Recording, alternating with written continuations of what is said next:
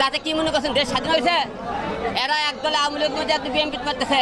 এরা এই যে আপনি পোশাক এতগুলো লোকের মধ্যে মারধর করলো, আপনি বগুড়াবাসী একটা কথা বলবেন যে আমি কোনোদিন তারেক জিয়ার নামে কোনোদিন কিছু পড়ে থাকি, একটু ফুটেজ বার করতে পারেন?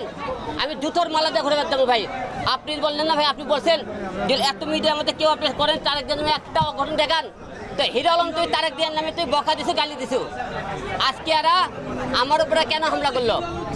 বগুড়ায় আদালত চত্বরে আলোচিত ইউটিউবার আশরাফুল আলম ওরফে হিরো আলমকে মারধরের পর কান ধরে ওঠবস করানো হয়েছে। আজ রোববার দুপুর 12:30টার দিকে বগুড়ার চিফ জুডিশিয়াল আদালত চত্বরে এই ঘটনা ঘটে। বগুড়ার অতিরিক্ত চিফ জুডিশিয়াল ম্যাজিস্ট্রেট আদালতে আওয়ামী লীগের সাধারণ সম্পাদক ওবায়দুল কাদের, বগুড়ার সাবেক 2 জন ডিসি, 1 জন ইউএনও সহ 33 জনের বিরুদ্ধে মামলা করে ফেরার সময় হিরো আলমের উপর এই হামলা চালানো হয়।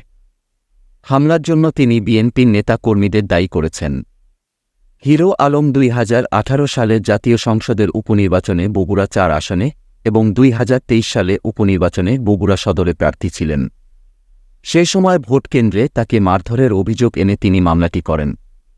হিরো আলম বলেন, আগে মনে করেছিলাম 5 আগস্ট দেশ স্বাধীন হয়েছে, কিন্তু এখন মনে হচ্ছে দেশ স্বাধীন হয়নি। হামলার সময় তারা বলেন আমি নাকি তারেক রহমানের বিরুদ্ধে গালমন্দ করেছি, কিন্তু আমি হিরো আলম বলছি, কেউ যদি তারেক রহমানের বিরুদ্ধে গালি দেওয়ার কোনো ফুটেজ দেখাতে পারেন তাহলে জুতার মালা গলায় দিয়ে ঘুরে বেড়াব। এ বিষয়ে জানতে চাইলে বগুড়া জেলা বিএনপির যুগ্ম সাধারণ সম্পাদক নাজমুল হুদা পাপন আজকের পত্রিকাকে বলেন, হিরো আলমের উপর হামলার সঙ্গে বিএনপি বা কোনো অঙ্গ সংগঠনের নেতাকর্মী জড়িত নয়। হিরো আলম আওয়ামী লীগের এজেন্ট হিসেবে কাজ করে।